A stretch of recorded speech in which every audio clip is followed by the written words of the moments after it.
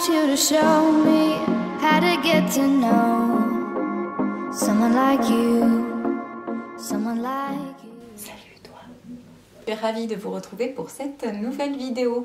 Ce sera une vidéo dans un format un petit peu spécial puisque je n'en ai jamais fait des comme ça sur ma chaîne jusqu'à maintenant, et pour la simple et bonne raison que c'est un concept tout à fait innovant que j'ai inventé et j'ai trouvé l'idée plutôt sympa. Vous me direz ce que vous en pensez, mais en fait le principe c'est que je vais vous raconter des mini-histoires en fait qui me sont réellement arrivées avec certaines personnes, et elles seront toutes numérotées donc de 1 à 5, et je vais vous mettre à contribution puisque vous devrez voter pour l'histoire qui vous paraît la plus abusée aujourd'hui, on va dire ça comme ça, puisque je vais quand même vous raconter quelques petites pépites aujourd'hui. Et donc voilà, il faudra me donner votre avis en postant un petit commentaire sous la barre d'infos avec le numéro de l'histoire que vous avez trouvé la pire. Et nous allons commencer sans plus tarder avec la toute première histoire,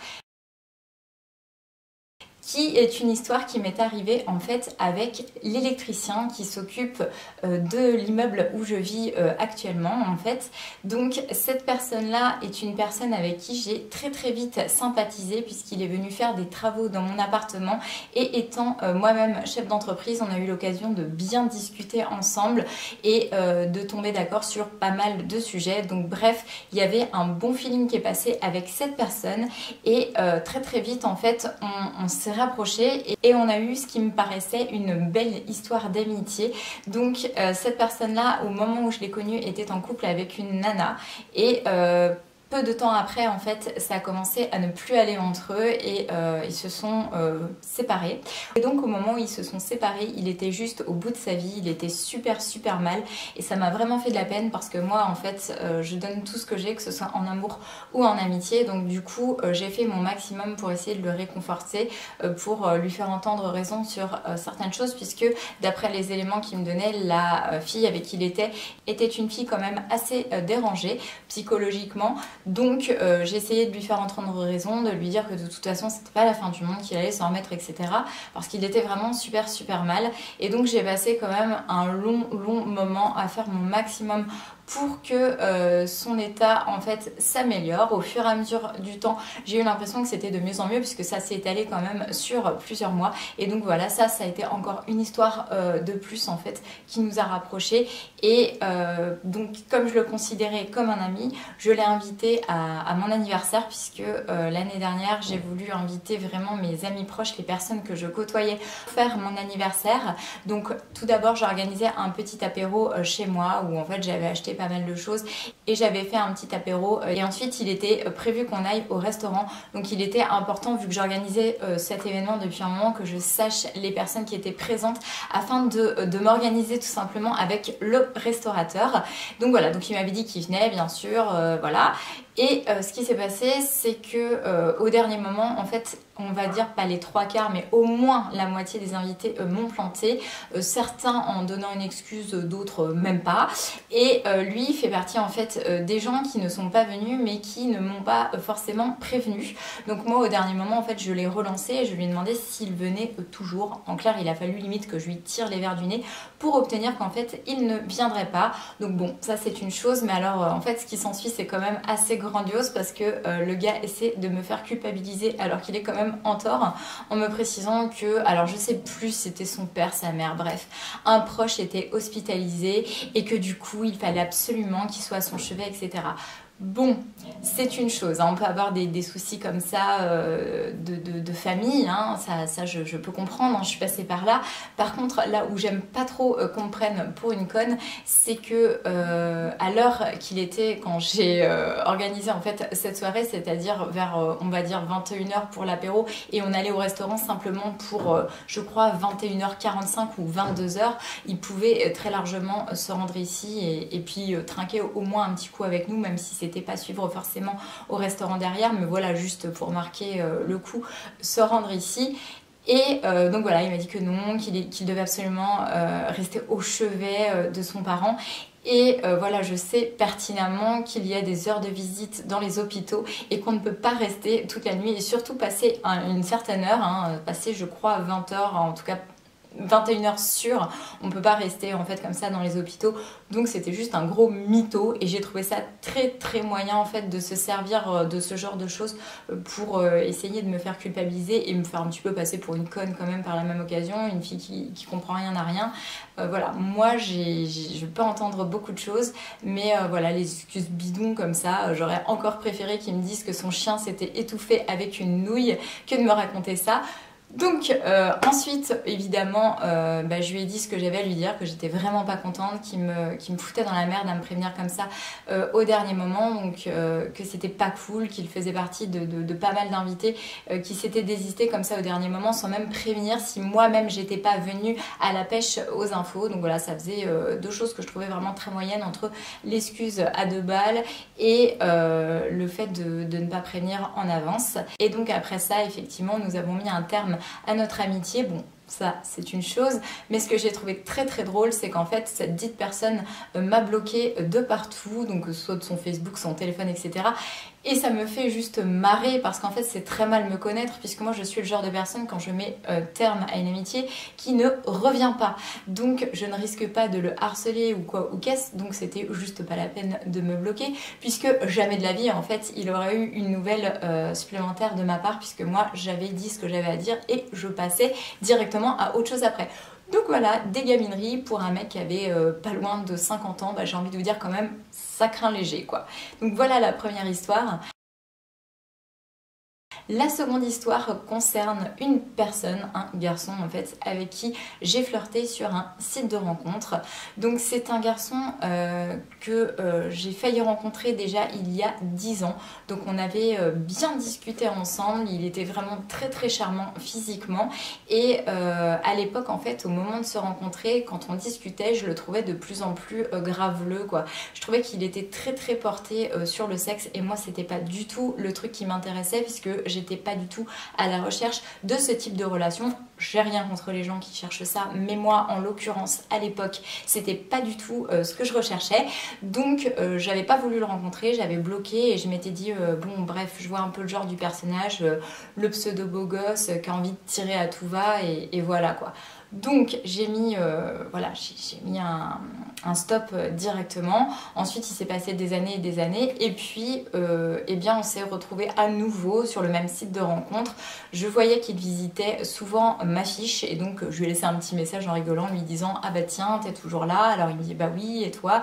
Bref on s'est mis à discuter et j'ai eu l'impression qu'il avait changé en fait. De toute façon avec les années il a dû prendre de la maturité. Et ce qui est encore plus drôle, c'est qu'à l'occasion d'une sortie que j'ai faite au Sceau, donc dans un bar boîte de nuit à Rouen, j'ai retrouvé ce garçon et donc il m'a très bien reconnue puisque voilà, je veux dire on s'est déjà aussi croisés à la sortie de la salle de sport où je vais, donc il m'identifie bien, il sait qui je suis et donc du coup quand on s'est croisés au Sceau, on s'est regardé avec un regard un petit peu complice, mais il n'est pas venu me dire bonjour en fait. Je le voyais me sourire au loin mais pas de bonjour. Donc moi j'ai pris les devants, je me suis avancée vers lui, il était avec un ami à lui je crois, quelque chose comme ça, et je suis venue lui faire une bise et lui dire ah bah tiens c'est rigolo, toi aussi tu sors ici. Bref, on a un petit peu parlé et ensuite on s'est un petit peu cherché pendant la soirée, mais bon franchement rien de méchant, quelque chose d'assez gentillet. Et si vous voulez, à un moment en fait, comme c'est le genre de mec, vous savez, assez macho, assez bref, moi j'aime bien en fait ces gars-là un petit peu retourner la situation et leur faire comprendre un petit peu ce que ça fait de l'autre côté et de se faire un petit peu traiter comme ces messieurs nous traitent. Et donc gentiment en fait en le taquinant, je lui ai mis la main aux fesses en fait en boîte de nuit. Donc évidemment on était super nombreux, donc comment vous dire que personne ne pouvait voir parce que c'était bondé. Et voilà, il y a plusieurs reprises en fait, comme il paradait un peu devant moi, il passait etc, en fait je lui refaisais ça gentiment et voilà, c'était pour le taquiner, vraiment rien de plus. Sauf qu'à un moment en fait il m'a attrapée, mais vraiment avec une violence inouïe et il m'a pris les deux poignets comme ça, qu'il m'a écrasé l'un contre l'autre en me serrant comme ça avec ses mains et il m'a fait juste super mal. Il m'a tiré vers lui et là il m'a dit des paroles quand même hyper crues et encore une fois bien orientées sur le fameux sujet qui ne m'intéresse toujours pas, c'est-à-dire à savoir le fait de passer éventuellement une nuit ensemble et plus rien derrière, hein, donc encore une fois, ce n'est toujours pas le type de recherche que j'ai aujourd'hui, enfin que j'avais en fait à ce moment-là. Et donc voilà, donc il m'a fait hyper mal et il m'a un peu traumatisée comme ça en fait. Là pour le coup à la vue de tout le monde, parce que ça c'était beaucoup moins discret en fait que la petite main que j'avais pu lui placer auparavant et qui était somme toute beaucoup plus, voilà, plus discrète. Et du coup j'ai pas du tout aimé et je lui ai dit écoute, je pense qu'on n'est pas du tout attiré par les mêmes choses. En fait moi c'est pas du tout ce que je recherche. Et voilà. Et ensuite, attention, vous allez rigoler. Quand je suis sortie de la boîte, j'ai reçu plein de messages de la part de ce type-là, en fait, que ce soit sur mon Facebook ou autre, où en fait, il était gentiment en train de me dire, voilà, je suis sortie de soirée, voilà, clairement, je t'attends pour te dézinguer. Comment te dire, le gars n'a juste rien compris puisque je lui avais dit clairement que ça m'intéressait pas et voilà, et peut-être que la petite taquinerie en fait, le petit message que j'avais essayé de lui faire passer, de lui montrer qu'en fait c'est pas très agréable de se faire traiter comme un objet, comme une chose sexuelle comme ça en faisant ce que j'ai fait, c'est-à-dire en lui mettant clairement la main en fesse. Donc là les rôles s'inversent, ça ne lui a pas plu du tout et donc voilà, donc derrière il était à fond là-dessus et moi je lui ai juste pas répondu parce que voilà, parce que j'ai pas envie de donner suite et parce que j'ai vu un peu le genre du personnage et que concrètement ces personnes-là ne changent jamais. Et pour clore l'histoire, quand on a eu après une petite explication ensemble, il m'a dit qu'en fait, quand je lui avais mis la main aux fesses, je l'avais fait devant tout le monde et que en clair, je l'avais rabaissé, je crois, en tout cas devant ses amis, puisque lui il trouve ça forcément rabaissant. Et bien, j'ai envie de vous dire que le gars est juste complètement parano, puisque personne n'avait vu. En l'occurrence, je pense que la seule chose qui s'est vue, c'est plutôt quand il m'a attrapé et tiré comme un malade par les deux poignets et juste broyé en fait les os des poignets ensemble. Là pour le coup je pense que les gens ont beaucoup plus vu la violence de l'acte et de la réaction qu'une petite main que j'avais pu lui glisser discrètement auparavant.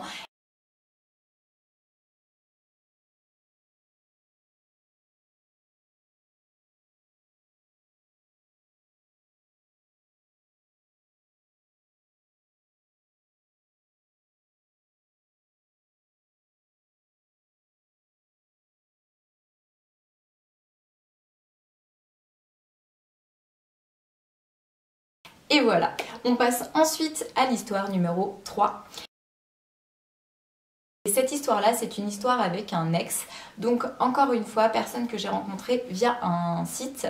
Et au début, en fait, c'est parti assez vite et assez fort parce que j'ai eu un vrai coup de cœur pour ce garçon-là. Donc on a passé une très bonne première soirée ensemble. Je l'ai rejoint dans son magasin puisqu'il a un magasin d'optique. Et après avoir donc rejoint la dite personne dans son magasin et avoir passé une petite soirée somme toute très sympathique dans un restaurant, on s'est revus derrière et donc du coup on a décidé de se lancer dans une histoire ensemble. Histoire qui, vous allez le voir, a été relativement brève pour plusieurs raisons parce que moi j'ai très vite serré.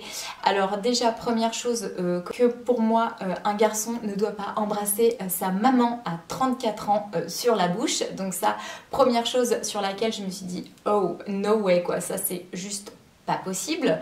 Ensuite j'avais passé une soirée chez eux, pareil, la maman lui faisait des gros câlins etc sur le canapé juste devant moi, à base de petites caresses et tout ce qui va bien. Enfin moi je trouve ça juste super malaisant, donc ça c'était juste pas possible. En plus cette fameuse soirée là j'étais restée dormir parce que monsieur en fait habitait encore chez maman, ces petites mamans qui le réveillaient hein, tous les matins parce que il peut pas se réveiller comme un grand avec son réveil, il faut venir le réveiller en personne. Donc c'était pratique d'être chez sa petite maman. Et donc j'avais été dormir là-bas cette nuit-là. Et ce qui s'est passé, c'est que j'ai pris un médicament très fort que j'ai pris hors repas. Et je me suis à moitié retourné l'estomac. J'ai eu des aigreurs épouvantables. Franchement, j'étais au bout de ma vie. J'avais juste une envie, c'était d'aller à l'hôpital. J'étais en flip total. Et du coup, pendant la nuit, j'ai essayé de le réveiller. Et en fait, il bougeait pas du tout.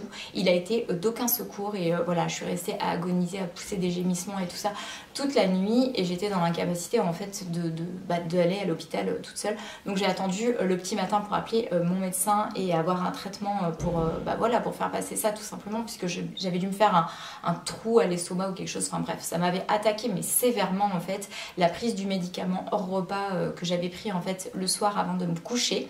Et donc bref, il a été d'aucune aide. Donc là déjà c'était pas terrible. Ensuite, il me fait part de son passé un petit peu houleux, du fait qu'il ait fait de la prison. Super. Je vous passe les détails sur le pourquoi du comment il a fait la prison. On va garder un petit peu de privé dans cette histoire. Mais bon, bref, plus ça allait et moins ça allait. En plus, monsieur prenait de la drogue. Moi, je supporte pas ça. Et pour clore le truc, il est arrivé la période de Noël. Et alors, pour Noël, il était prévu qu'on fasse un Noël chez son père, un Noël le lendemain chez sa mère, puisque ses parents n'étaient plus ensemble, et plus tard le Noël dans ma famille. Et il s'est fait casser sa voiture juste avant Noël, puisqu'il avait laissé sa voiture stationnée dans Rouen avec tous les cadeaux à l'intérieur. Donc forcément, voilà. Donc pas de possibilité de prendre sa voiture pour venir jusque chez moi, pour me rejoindre et pour qu'on aille au Noël chez son papa. Du coup, il s'est fait déposer par sa mère, je crois, en bas de ma résidence. Et ensuite, on a pris ma voiture pour aller chez son père. Donc, il était quand même à Babelwed, son père. Et croyez-moi ou pas, le mec n'a pas du tout participé aux frais d'essence, encore moins aux frais de péage. Je me suis tout bouffé, alors qu'il savait que financièrement parlant, pour moi, c'était vraiment très compliqué. Ce qui n'était pas du tout le cas pour lui, en l'occurrence. Et arrivé en fait chez son père, donc le Noël s'est bien passé, hein. J'ai eu le droit à un petit cadeau, moi aussi je lui avais fait des cadeaux. Le cadeau c'était juste une blague.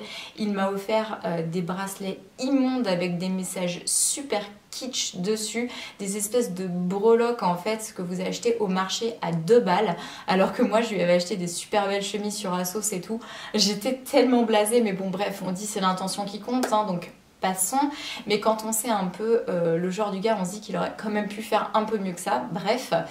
Et donc voilà, donc la soirée se passe, on rentre, on va dormir chez moi. Et le lendemain, comme je vous dis, on devait aller au Noël chez sa mère. Et donc en fait, le matin, je me suis réveillée plus tôt que prévu. J'ai eu une petite discussion avec lui, parce que j'étais un peu triste avec l'arrivée des fêtes de Noël, sachant que moi j'ai perdu ma maman. C'est toujours des périodes un petit peu compliquées, un peu difficiles pour moi. Et en fait, il n'a pas du tout été réconfortant. Au contraire, il a même été hyper cassant. Du coup, il m'a fait pleurer. Et j'ai quitté le lit en fait de bon matin comme ça pour aller me réfugier dans mon salon et pour pleurer. Il s'est pas du tout levé en fait. Il est resté tranquillement dans mon pieu en train de dormir. Et moi, j'ai eu l'occasion en fait de ruminer en fait sur son attitude comme ça pendant toute la matinée. Et croyez-moi que j'étais plutôt mauvaise. Et à l'heure où il devait se lever, je me suis dit que j'allais exprès le réveiller en retard. Voilà, petite vengeance, je sais, c'est petit, mais bref. Donc je l'ai réveillé en retard, et puis de toute façon son réveil a sonné, mais évidemment il s'est pas levé, hein, comme d'habitude, puisqu'il fallait, comme un vrai gamin, le réveiller. Et le réveiller avec les formes, hein, bien entendu. Et là, en fait, quand j'ai été le réveiller, j'ai pris la couette et j'ai soulevé d'un coup et je lui ai dit « Allez, debout là-dedans ». Bref, il a pas du tout aimé le réveil. Il était d'une humeur massacrante. Ensuite, il a été prendre donc sa douche chez moi. Il a été aux toilettes, etc. Il m'a parlé comme un chien. Il est descendu en me disant qu'il allait fumer sa clope en bas en attendant que je descende pour ensuite faire le chauffeur de taxi, hein, bien sûr, pour le déposer. Donc chez sa petite maman.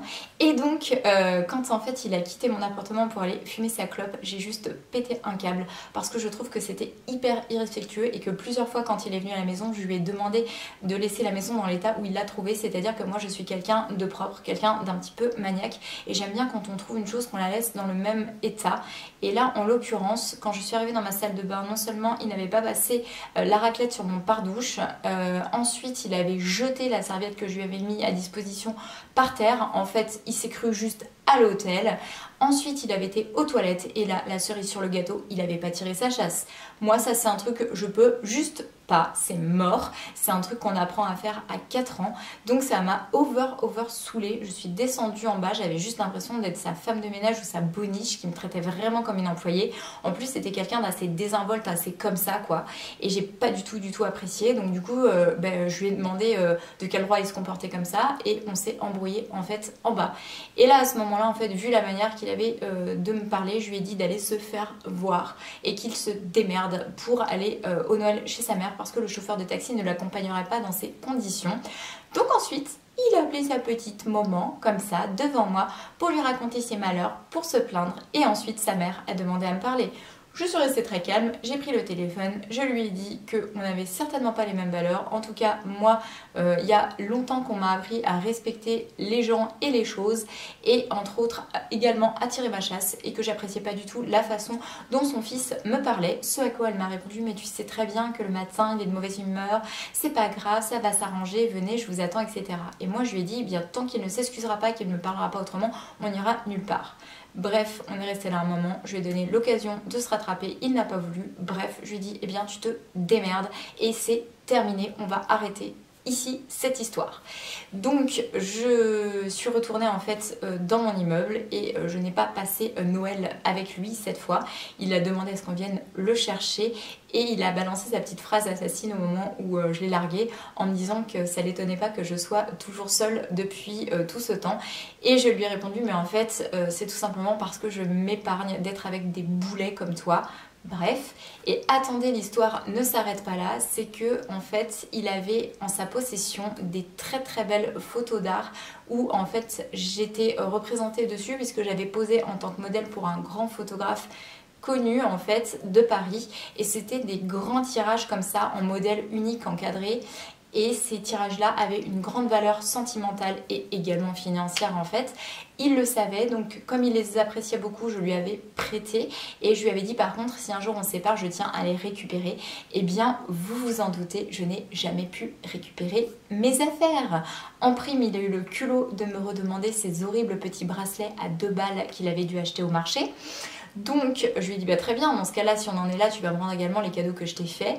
Il m'a dit qu'il les avait offerts à son cousin, donc je lui ai dit que moi ces bracelets je les avais plus non plus. Et en l'occurrence je n'ai jamais revu donc mes photos, ça n'a pas été faute de les réclamer plusieurs fois. Je l'ai même menacé de le mettre en justice pour ça s'il ne me rendait pas mes affaires.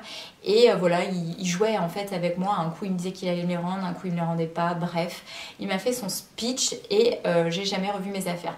On a été au tribunal, au final il n'y a pas eu de suite parce que voilà, c'était un petit dossier et qu'ils ont beaucoup de choses à brasser et que moi j'avais plus envie de me débattre avec ça.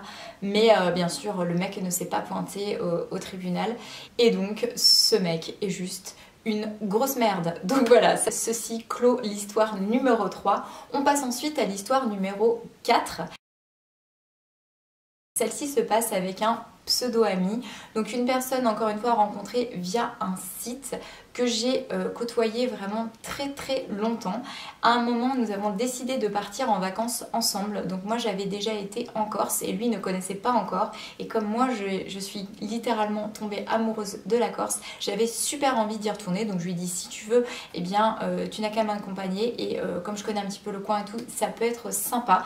Du coup j'ai tout organisé, j'ai trouvé une charmante petite résidence où se poser et voilà, et on a fait quelques activités comme ça, pas mal aussi de restaurants sympathiques qui étaient à faire dans le coin puisque moi j'aime beaucoup tout ce qui est gastronomie etc, et lui semble-t-il appréciait également. Je dis bien semble-t-il parce qu'il fait partie de la catégorie des gros faux derches, donc des gens qui se donnent un genre mais qui n'ont pas du tout en fait ce genre là, donc allez savoir s'il a menti ou pas à l'époque, mais bref il semblait intéressé par les mêmes choses que moi. Donc on a fait beaucoup de restaurants, on a fait des sorties etc. On a fait ce qu'on a pu faire durant la période des vacances parce que c'était vraiment des petites vacances hein. Et quand on est rentré, il y a eu une histoire qui a mis le feu aux poudres. J'avais organisé un petit repas à plusieurs avec mon meilleur ami, avec lui, avec Alex, la personne avec qui je partage des moments maintenant depuis 10 ans.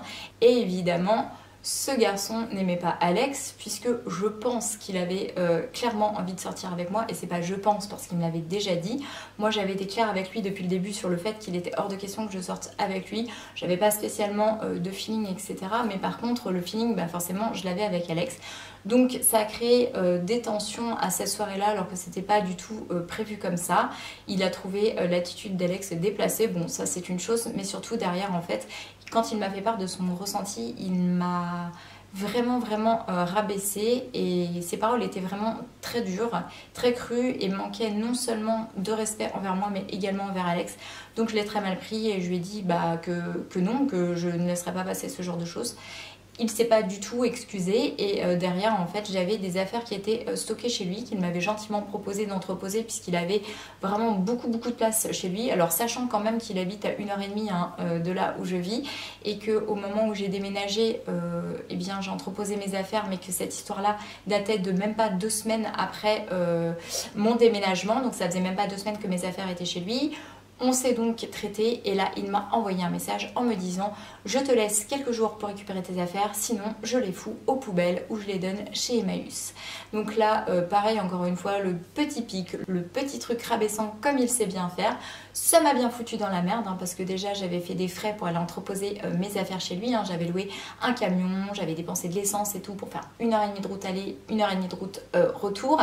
Et même pas une semaine après, ça dérangeait monsieur, il fallait venir tout chercher. Donc là, super pas cool. Je me suis organisée en speed pour aller rechercher toutes mes affaires et tout ramener. J'avais vraiment les boules, puisque ça m'a recouté de l'argent de faire ça, et que j'aurais préféré d'office qu'il ne propose pas quelque chose si c'était pas pour le proposer de bon cœur et pour me le foutre dans la gueule même pas 2 semaines après. Bref. Ensuite, je suis passée à autre chose, hein. Donc moi je l'ai bloqué de tout partout. Ensuite il m'a relancé une première fois, encore à base de petits pics, de petites histoires qui sortaient de son imagination. Je ne sais plus pourquoi, une gaminerie, je ne sais plus, mais bref, du coup je suis pas tombée dans son jeu, j'ai pas répondu. Je me suis dit qu'il essayait encore de se manifester pour revenir dans ma vie, hein, peut-être un petit regret, allez savoir. Et là, en fait, très récemment, j'ai eu l'occasion en fait de tomber sur une conversation, puisque monsieur a laissé son Facebook en public, et un de mes proches en fait m'a fait part d'un échange qu'il a eu avec un pote à lui. Et là, en fait, quand j'ai vu le dit message, eh bien, je suis tombée des nues. Donc, le dit message est ici. Je vais cacher le nom et je vais vous le lire tout de suite. Donc, il parlait en fait de road trip et de voyage avec son pote. Et donc, le message disait « C'est sûr, il y a moyen de faire des voyages de ouf quand on a la volonté de sortir de sa zone de confort. L'idée du road trip me trotte dans la tête depuis un bout de temps.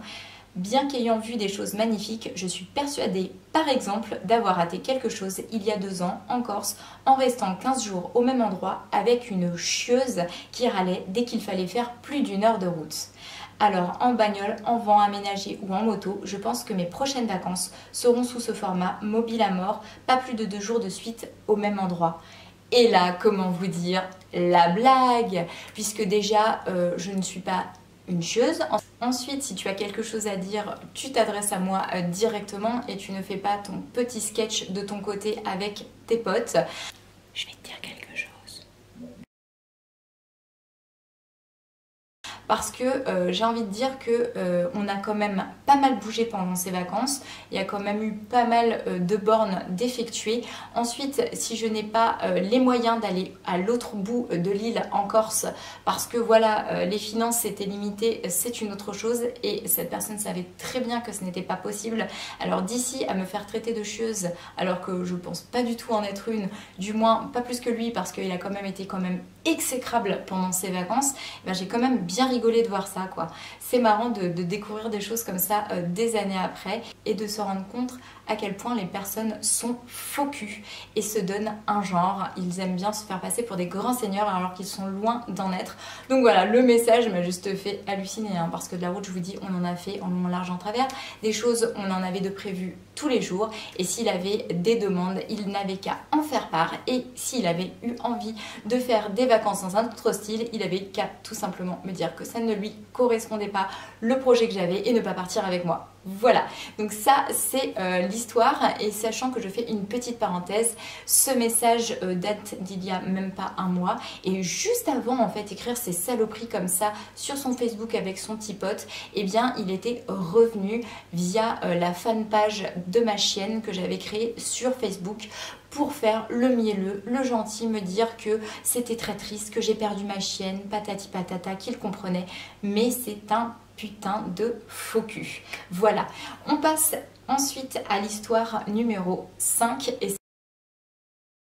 Celle-ci sera la dernière de cette vidéo et pas des moindres, puisque vous allez voir c'est encore très sympathique. Donc là c'était encore une fois une personne que j'avais rencontrée via un site et on est parti aussi en vacances. Donc méfiez-vous mesdemoiselles ou mesdames, si vous partez en vacances, ne partez pas avec des potes, ou du moins pas sans être sûr que ce sont de vrais amis, hein, parce que moi j'ai eu aussi l'occasion de partir en vacances avec mon meilleur ami. Ça s'est excellemment bien passé, c'est vraiment un très bon compagnon de voyage et on est parti plusieurs fois en voyage. J'aurai encore plaisir d'ailleurs à y retourner avec lui, mais il faut être sûr de la personne avec qui vous partez, quoi. Les deux dont je vous ai parlé, celui dont je vous ai parlé et celui dont je vais vous parler maintenant, c'est le genre de personne qui vous gâche des vacances, quoi, concrètement. Donc, je suis partie en vacances en République dominicaine avec ce garçon qui, encore une fois, avait certainement d'autres aspirations que moi, c'est-à-dire certainement l'envie de se mettre en couple, alors que moi, je l'estimais uniquement comme un ami. Donc, nous sommes partis là-bas. Et arrivé sur place, j'ai trouvé qu'il était assez bizarre en fait. Il était pas comme je le connaissais, donc ça m'a assez surprise. Pas forcément très agréable, du genre à me passer devant toutes les 5 minutes, à pas me tenir les portes, à faire comme s'il savait alors qu'il savait pas du tout où est-ce qu'il allait, ni rien. Alors que moi, l'établissement, je le connaissais puisque je l'avais déjà fait quelques années auparavant. Bref, c'était quand même déjà un peu compliqué. Il tirait la gueule pour un oui ou pour un non.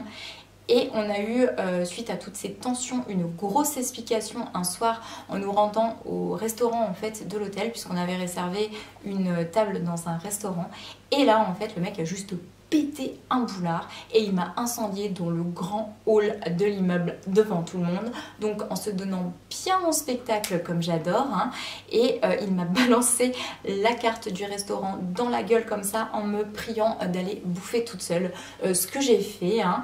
Et derrière en fait il est rentré tout seul dans la chambre et il savait que je sortais avec un garçon depuis quelques temps, un garçon très très gentil d'ailleurs au passage, avec qui j'ai pas forcément eu une histoire très très longue mais qui était tout de même une très belle histoire. C'était quelqu'un de très gentil et qui avait vraiment un beau cœur, quoi, une belle âme. Et quand il est rentré dans la chambre, pendant que j'étais au restaurant toute seule en tête-à-tête avec moi-même, eh bien il a fait un truc juste dégueulasse et qu'il a écrit sans me prévenir à mon copain pour aller lui raconter des grosses conneries. En l'occurrence, il lui a raconté que je me tapais son chef de là où il travaillait.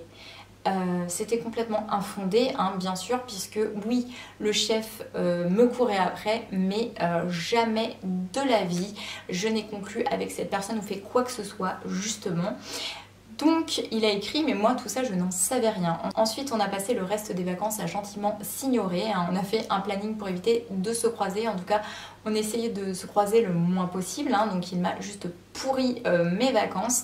On était venu avec sa voiture à Roissy, il m'a dit que pour le retour j'irais me faire foutre et que je me démerdais qu'il ne me raccompagnait pas en Normandie. C'est pas grave, de toute façon j'avais vu avec mon chéri pour qu'il vienne me chercher. Et du coup en fait ça s'est plus ou moins arrangé, on va dire, sur le retour, hein, pour le, on va dire, le dernier jour de séjour là-bas. Il avait mis un peu d'eau dans son vin, moi aussi, voilà. Donc du coup le retour c'est voilà, c'est plus ou moins bien passé, mieux qu'avant en tout cas. Il a croisé donc mon chéri qui était venu me chercher à l'aéroport, il a fait le gentil, etc. Et moi, en fait, comme une bombe à retardement, tout m'a pété à la tête bien après, puisque mon chéri n'avait pas eu connaissance encore de son message, puisqu'il n'était pas ami sur Facebook, et que quand on n'est pas ami sur Facebook, les messages tombent dans une autre boîte. Donc il faut aller voir pour tomber sur ces fameux messages. Et mon chéri a vu ce message quelque chose comme 2 semaines après que je sois rentrée de vacances. Et donc j'étais en train d'effectuer un mariage en tant que photographe quand mon homme m'envoie un message en me disant que je me suis bien foutue de sa gueule, etc. Bref, il était bien remonté et moi je comprenais pas du tout. Donc je lui ai renvoyé des messages, je lui ai dit mais qu'est-ce qui t'arrive, de quoi tu parles, je comprenais pas du tout. Et ensuite je l'appelle et là je lui force à cracher le morceau parce qu'en plus il voulait pas donner ses sources pour protéger l'autre personne, le gros fouteur de merde.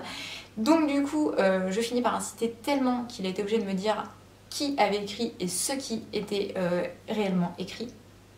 Et là, je me suis dit, punaise, l'enfoiré. Donc du coup, j'ai appelé cette personne et je me suis traité, mais comme jamais avec. Franchement, je lui ai dit, t'es qu'un suppôt de Satan, t'es une horreur, t'es vraiment une grosse merde. Parce que franchement, aller faire du mal à mon mec qui n'a rien à voir là-dedans, aller raconter des conneries comme t'as raconté, c'est gratuit, c'est dégueulasse. Tu lui as fait de la peine alors qu'il n'y est pour rien dans cette histoire. Et voilà, et si tu voulais t'attaquer à moi, eh bien, il fallait pas t'en prendre à mon homme et essayer de foutre la merde comme ça. Et voilà, je lui ai dit que vraiment c'était immonde et que ça, tôt ou tard, ça se paierait. Et croyez-moi, le karma, comme on dit, la roue tourne. Et un jour, ça se paye et ça se paye très cher. Et donc, voilà, l'histoire s'est terminée là. Et j'ai quand même réussi à arranger les choses avec mon chéri, heureusement.